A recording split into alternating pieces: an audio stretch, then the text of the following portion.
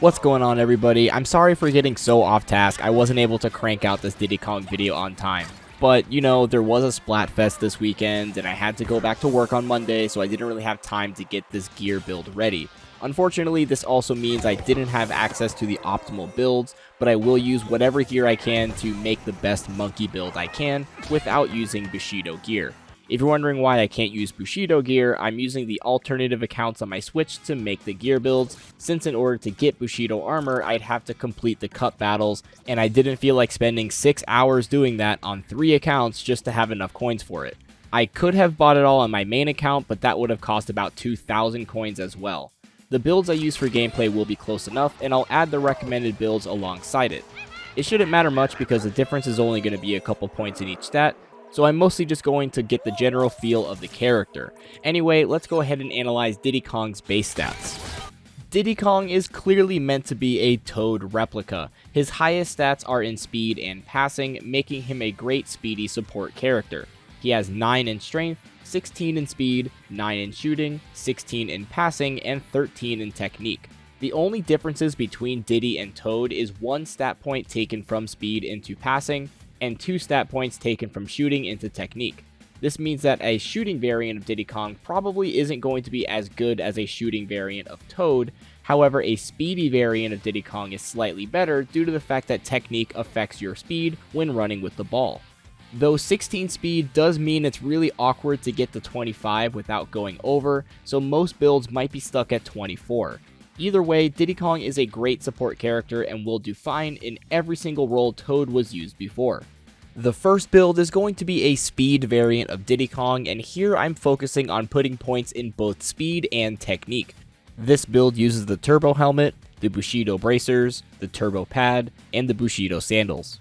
Again, having higher technique actually increases your speed while handling the ball, so it makes for a great offensive pick who can swerve around the defense. Even the most meta defenders have trouble predicting Diddy Kong's movement and taking the ball away due to his small hitbox and speed. Some downside to this build is that your strength is only 7, and since many teams are running high strength characters, it makes him weak on defense.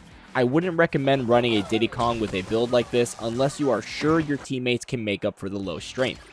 As for shooting, you would think that having high technique would score from far out since they buff range shots slightly, but I wasn't able to get any in.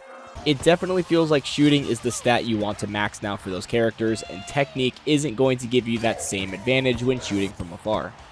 The next build is going to look kinda weird, but hear me out, because every stat has a reason. This build is going to use the turbo helmet, the turbo gloves, Bushido armor, and Bushido sandals. The build has 10 strength, which is the minimum to hit speed Bowser and some popular Waluigi and Pauline builds. The focus here is to be a passing, speedy support just like Toad and Peach are.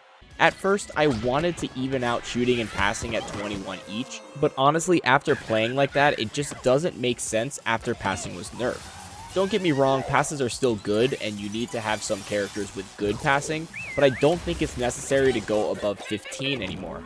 Since it takes about twice as long to charge a perfect free pass, it's much easier to defend against, and long-range passes from midfield just aren't as good. If you want to use free passes as a setup to score, you're most likely going to do it as a cross pass, which is a shorter distance anyway, so this build just kind of balances all of the necessary breakpoints of stats to still be useful on defense, while also being able to set up plays on offense. And finally, my most wacky build of Diddy, which is the strong Diddy Kong build.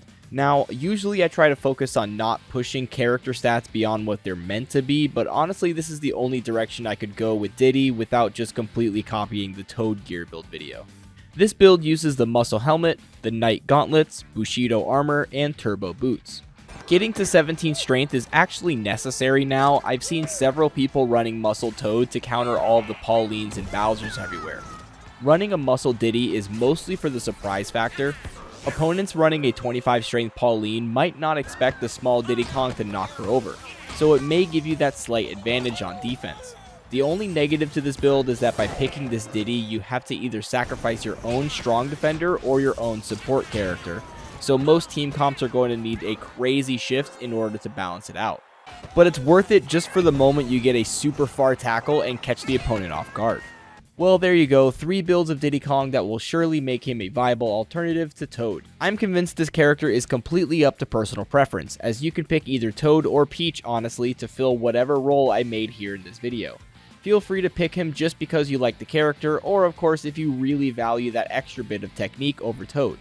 Speedy support characters are always going to be good in this game, so Diddy Kong is for sure a high tier on the same bar as Peach and Toad. Hopefully you enjoyed today's video. If you have your own Diddy Kong builds, leave them in the comments below, and as always, thank you for watching.